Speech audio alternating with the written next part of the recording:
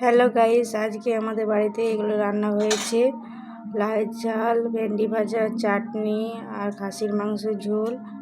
আর এখানে লেবু আর লঙ্কা আছে। দেখুন আমি এভাবে সাজিয়েছি।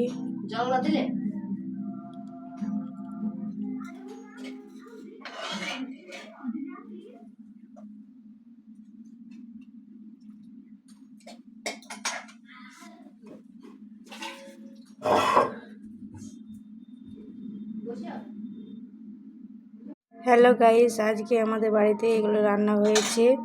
লাউ ঝাল, ভেন্ডি ভাজা, চাটনি আর খাসির মাংসের ঝোল। আর এখানে লেবু আর লঙ্কা আছে।